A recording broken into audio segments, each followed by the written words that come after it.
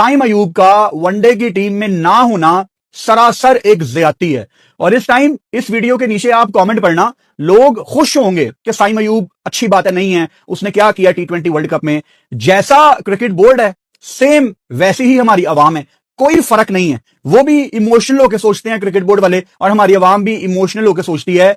साइम अयूब अगर T20 में नहीं चला तो इसका मतलब यह नहीं है कि आप उसको वनडे से ड्रॉप करेंगे। साइम अयूब का वनडे का रिकॉर्ड बहुत अच्छा है। वो आपको ऑस्ट्रेलिया में इंपैक्ट क्रिएट करके दिखा चुका है, वो आपको साउथ अफ्रीका में अच्छी क्रिकेट खेल के दिखा चुका है, उसने 100 किए हैं। और साइम अयूब आपको क्या करके दे यार, अभी 2 दिन पहले भी मैंने बात की थी, आप क्यों दो फॉर्मेट्स को मिक्स करते हैं। 2027 में आपका ओडीआई वर्ल्ड कप है और आपने कितने वनडे मैच खेलने हैं यार। अभी 3 आप खेल रहे हैं ये बांग्लादेश के टूर पे, 3 आप खेलेंगे ऑस्ट्रेलिया के खिलाफ जो ऑस्ट्रेलिया ने घर आना है। मतलब मेन आपके पास यही मैच है, फिर 3 आपके कोई जिम्बाब्वे के अगेंस्ट आगे आ जाएंगे। तो कितने मैच हैं आपके पास फिलहाल जो फौरन आपको इस साल में मिलने हैं? 8-9 मैच हैं, और उनमें भी आप अपनी वर्ल्ड कप वाली साइड को अगर क्रिकेट नहीं देंगे तो यार इसको मैं फिर पैनिक बटन ही कहूंगा जो आपने दबा दिया। इसके अलावा आपने बाबर आजम को भी स्क्वाड में रखा। अब बाबर आजम को मेरे ख्याल से वनडे के स्क्वाड में होना चाहिए, क्योंकि जो रूल साइम अयूब पे अप्लाई होता है वही बाबर आजम पे भी अप्लाई होता है, क्योंकि आपने वर्ल्ड कप खिलाना ना बाबर आजम को। और ऐसा नहीं है कि आप बाबर आजम को वर्ल्ड कप नहीं खिलाएंगे, आपको खिलाना पड़ेगा वनडे का वर्ल्ड कप। T20 में हम मुख्तलिफ सोचते हैं बाबर आजम के बारे में, लेकिन वनडे उसका फॉर्मेट है। वनडे एक ऐसा फॉर्मेट है जहां अभी उसने 100 भी किए श्रीलंका के अगेंस्ट। आप उसको यहां पे टाइम देते कि यार आपसे हमें वर्ल्ड कप चाहिए अगला, आपने अपनी बेस्ट क्रिकेट खेलनी है, आपको फॉर्मेट भी वनडे का बहुत ज्यादा सूट करता है। अब बांग्लादेश में जाके अगर आप अच्छी क्रिकेट नहीं खेलोगे तो आपने कहां पे खेलनी है। अब मैं जानना चाह रहा हूं, काश ये कोई प्रॉपर प्रेस कॉन्फ्रेंस होती, कोई हमें पता लगता कि बाबर को आपने ड्रॉप क्यों किया। क्या अब आप बाबर आजम को टेस्ट से भी ड्रॉप करेंगे, क्योंकि आगे आपने वेस्ट इंडीज जाना है टेस्ट सीरीज खेलने, फिर आपने इंग्लैंड जाना है। क्या आप बाबर आजम को वनडे में अब नहीं रखेंगे? मतलब गेम प्लान क्या है? क्या आपने बाबर को यह कह दिया है कि बाबर अब आपने अपनी फिटनेस पे काम करना है, आप टीम में वापस नहीं आएंगे? बहुत ही उलझा दिया है पाकिस्तान क्रिकेट बोर्ड ने ये टीम अनाउंस करके, बिकॉज सवालात बहुत ज्यादा हैं। मेरे ख्याल से वनडे की टीम में बाबर आजम को होना चाहिए। आप T20 और वनडे के रिजल्ट को बहुत ज्यादा मिक्स कर रहे हो। अगेन आपका ODI world cup south Africa, Zimbabwe, नबीबिया में है। आपको वहां पे फखर जमान चाहिए, बाबर आजम चाहिए, मोहम्मद रिजवान चाहिए। जितना आपने इन्वेस्ट किया है इन सब के ऊपर, वहां पे आपको आपके सीनियर बल्लेबाज चाहिए बारी लगाते हुए। इसमें फखर जमान भी नहीं है, ऑब्वियसली उन्होंने इंजरी कैरी की है। अब फखर जमान के बारे में T20 वर्ल्ड कप के दौरान मैं यही बात कर रहा था ना, याद होगा आपको, कि फखर जमान बहुत ज्यादा अब इंजरीज कैरी करता है, उसकी बॉडी अब उसका साथ उस तरह से नहीं देती, इसीलिए फखर जमान टेस्ट खेलते नहीं है। T20 से अब उनको रिटायरमेंट अनाउंस कर देनी चाहिए विद बाबर आजम, एंड वो फोकस करें सिर्फ ओडीआई फॉर्मेट पे।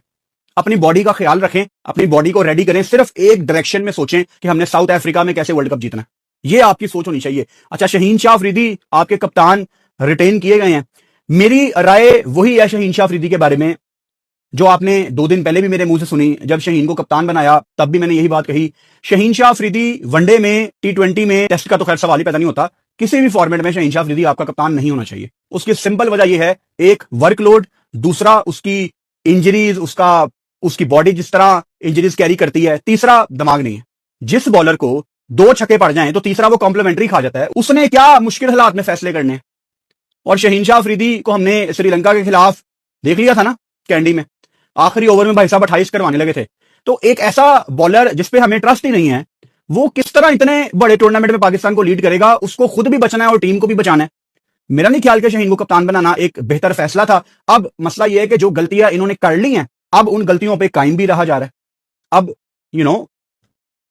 पीछे नहीं हट सकते ये अपने गलत किए हुए फैसलों से, और आपको उसका नुकसान देखना पड़ रहा है। उसके अलावा इस स्क्वाड में कुछ यंगस्टर डाले हैं। I have nothing against my youngsters, इन पे ही हम आगे उम्मीद लगा के बैठे होते हैं, लेकिन 1-2 नाम हैं जिनको मैं यहां पे लाजमी डिस्कस करूंगा। मिसाल के तौर पे आपने साद मसूद को डाला है, ब्राइट फ्यूचर इंशाल्लाह। आपने पाकिस्तान सुपर लीग में इनको देखा, पाकिस्तान शहीन्स की टीम में इनको देखा, लेकिन एक भी फर्स्ट क्लास का मैच नहीं है।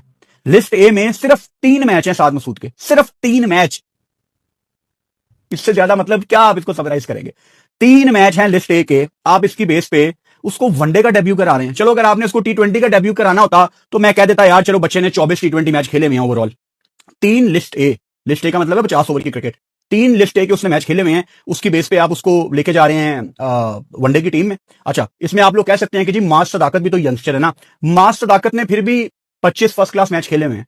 एटलीस्ट वो फर्स्ट क्लास खेला हुआ है और आपने उसका इंपैक्ट भी देखा कि उसने कितना इंपैक्ट क्रिएट किया, स्पेशली बड़े मौके पे अगेंस्ट इंडिया, तो प्रेशर वो हैंडल कर सकता है। आपने उसको पाकिस्तान सुपर लीग में भी देखा है और लिस्ट ए में भी उसके 28 मैच हैं, थोड़ा बहुत एक्सपीरियंस है। फैसल अकरम को शुक्र है इन्होंने रिटेन किया है क्योंकि अच्छा बॉलर है। फैसल अकरम के साथ अगर एक और स्पिनर, क्योंकि बांग्लादेश में बहुत ज्यादा स्पिनर आप देखते हो, आई थिंक मेहरान मुमताज एक बहुत अच्छी चॉइस होता अगर आप उसको बांग्लादेश लेके जाते, क्योंकि इन बच्चों को आपने खिलाना है ना आगे पाकिस्तान से। और बांग्लादेश में कितनी मजे की कंडीशन होती है यार स्पिनर्स के लिए। अगर बांग्लादेश में हम अपने बच्चों को नहीं चांस देंगे खुल के, स्पेशली स्पिनर्स को, and Mehran Mumtaz can bat as well, तो उस कैटेगरी में आता है जो नीचे से आपको रन भी करके दे सकता है। सो मैं इन बच्चों को क्रिटिसाइज नहीं करना चाह रहा, इनका बहुत ब्राइट फ्यूचर है, लेकिन एक चीज मुझे नजर आ रही है कि आपने इनमें से कुछ बच्चों को ना बहुत जल्दी पाकिस्तान टीम में डाल दिया है। इसमें हसन नवाज मुझे नजर नहीं आ रहे। अब हसन नवाज को क्या हमने नहीं बनाना? मतलब ये कैसे हो सकता है? हाउ इज दिस पॉसिबल कि आप एक बच्चे को जनरेशनल टैलेंट कहते हो? चलो यार, वो उससे गुनाह हो गया कि वो 3-4 मैचों में फेल हो गया, अब उसको किस चीज की आप सजा दे रहे हो हसन नवाज को? मतलब क्या करे हसन नवाज? अब वो इतना गंदा हो गया कि वो अब बांग्लादेश भी नहीं जाएगा, और जिन्होंने कोई फर्स्ट क्लास के मैच नहीं खेले हुए वो बांग्लादेश जा रहे हैं। इसमें आकिफ जावेद नहीं है। आकिफ जावेद ने न्यूजीलैंड में सबसे अच्छी बॉलिंग की थी। उसको आकिफ जावेद कोच ने कहा कि तेरा एक्शन हमने ठीक करना है, तेरी जंप हमने छोटी करनी है। उसको उसके बाद किसी ने बुलाया ही नहीं। फिर आपकी टीम वेस्ट इंडीज जाती है, वो बच्चा परेशान बैठा हुआ था कि यार मुझे तो इन्होंने कहा था तेरा बॉलिंग एक्शन ठीक करना है। अगली सीरीज में ना मुझे सेलेक्ट किया, ना पीछे मेरा एक्शन ठीक किया। तो अगर आपको यह लगता है कि फुरकान भट्टी आप बहुत नेगेटिव बात कर रहे हैं, यार मैं ज्यादतियों को हाईलाइट कर रहा हूं और आपके पास एक लंबी लिस्ट है जिनको आप बांग्लादेश में दोबारा मौका दे सकते थे। आपके स्क्वाड में कामरान गुलाम होना चाहिए था। क्या कसूर है कामरान गुलाम का कि उसने डोमेस्टिक के सारे रिकॉर्ड तोड़ दिए थे? अब कामरान गुलाम किसकी जगह पाकिस्तान टीम में आए थे? बाबर आजम की जगह टीम में आए थे ना। तो बाबर आजम अगर टीम में नहीं है तो कामरान गुलाम को होना चाहिए। अब आपने इस वनडे सीरीज में एक अजीब सा अपना कॉम्बिनेशन बनाना है, एक अजीब सा कॉम्बिनेशन बनाना है, और आपकी जब कोई बड़ी सीरीज आएगी आपके सीनियर वापस आ जाएंगे और कहानी वहीं से शुरू होगी जहां से हमेशा शुरू होती है। We are not learning again. Team में कौन क्यों आ रहा है और टीम से बाहर क्यों जा रहा है, इन दोनों सवालों का हमारे पास कोई जवाब नहीं है। अब इन्होंने अब्दुल समद को रख लिया है, अब ये इरफान खान नियाजी को भूल गए। हालांकि जिसको आप टीम में पहले कैरी करते हो उसका हक पहले बनता है कि आप उसको कम बैक कराएं। यहां पे इरफान खान नियाजी को होना चाहिए था। विकेट कीपर आपको मोहम्मद गाजी गौरी नजर आ रहे हैं, अच्छे विकेट कीपर हैं, लेकिन अगर आप बांग्लादेश लेके जा रहे हो तो फिर आपको रिजवान से बात करनी पड़ेगी कि एक गेम तो एटलीस्ट हम गाजी गौरी को दें, चाहे सीरीज का कुछ भी रिजल्ट हो। अदरवाइज पॉइंट नहीं है ना। हमारा बैकअप विकेट कीपर हम किसी भी फॉर्मेट में नहीं बना रहे, और बाद में वर्ल्ड कप के बाद हम कहते हैं कि जी हमारी टीम क्यों नहीं बन रही। फास्ट बॉलिंग में आपको हारिस रऊफ नजर आ रहे हैं, वसीम जूनियर नजर आ रहे हैं, एंड ऑब्वियसली आपको इसमें शहीनशाह अफरीदी कप्तान भी नजर आ रहे हैं, और फहीम अशरफ भी यहाँ पे थोड़ी बहुत बॉलिंग आपको बांग्लादेश में करते नजर आएंगे। वैसे बांग्लादेश में ज्यादातर आपके स्पिनर्स ही काम करते हैं, लेकिन नया बॉल फास्ट बॉलर्स करते हैं। हारिस रऊफ का वनडे में होना ठीक है, मतलब ऐसी कोई गलत चीज नहीं है कि हारिस रऊफ को इन्होंने क्यों सेलेक्ट कर लिया है। अगर T20 वर्ल्ड कप आपका श्रीलंका के अलावा कहीं और होता ना, जहां पे एक एक्स्ट्रा फास्ट बॉलर की गुंजाइश होती, तो शायद ये हारिस रऊफ को लाजमी सेलेक्ट करते। ये स्क्वाड कोई परफेक्ट स्क्वाड नहीं है, इसमें बहुत ज्यादा मसले हैं, और जितने मसले मैंने आइडेंटिफाई किए हैं इनमें से आप ये नहीं कह सकते कि मैंने कोई गलत मसला आइडेंटिफाई किया। ये सारी लॉजिकल बातें हैं। टोटल आपके 3 मैच हैं इस सीरीज में। पहला मैच आपका 11 मार्च को है, दूसरा मैच आपका 13 मार्च को है, और तीसरा और आखिरी वनडे इंटरनेशनल आपका 15 मार्च को है। पाकिस्तान मीडिया की खबरों के लिए चैनल लाइक एंड सब्सक्राइब करें। धन्यवाद।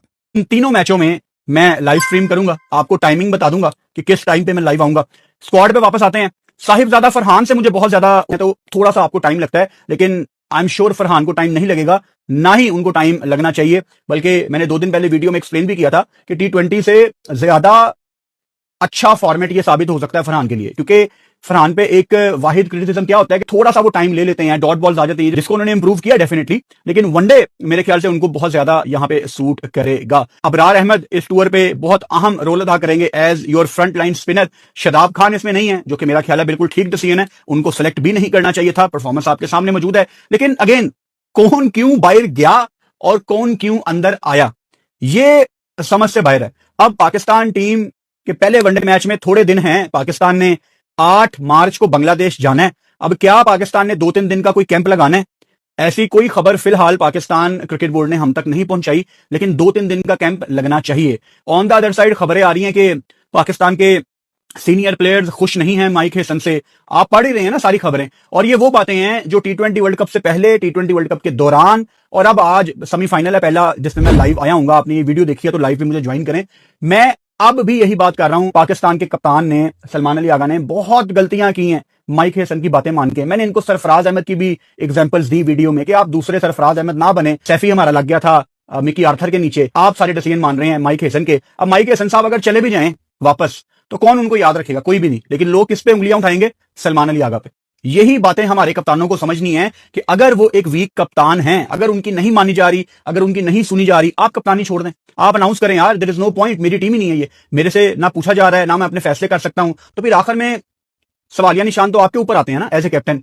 तो खैर, अभी पाकिस्तान की सीरीज के दौरान, पाकिस्तान की सीरीज से पहले हमने बहुत ज्यादा डिस्कस करना है पाकिस्तान की टीम को, आजकल के सारे मामलात को। अभी आजकल मैं to be honest T20 world cup के जोन में हूं अभी, बल्कि मैं लाइव स्ट्रीम की तैयारी शुरू करने लगा था। पहला सेमीफाइनल है आज न्यूजीलैंड और साउथ अफ्रीका का, उससे बिल्कुल आधा पौना घंटा पहले पाकिस्तान ने स्क्वाड अनाउंस कर दिया, तो मैंने एक वीडियो आपके लिए कर दी। लेकिन ये बात हम आगे करेंगे इस स्क्वाड के ऊपर, अभी बल्कि मैं लाइव आऊंगा, उसमें भी आपके सवाल लूंगा, तो इस स्क्वाड को हम डिस्कस करते रहेंगे। ये वीडियो अगर आपने यहां तक देख ली है तो अब आप आ जाओ, मैं साउथ अफ्रीका और न्यूजीलैंड के सेमीफाइनल के दौरान लाइव बैठा हूं, आ जाओ।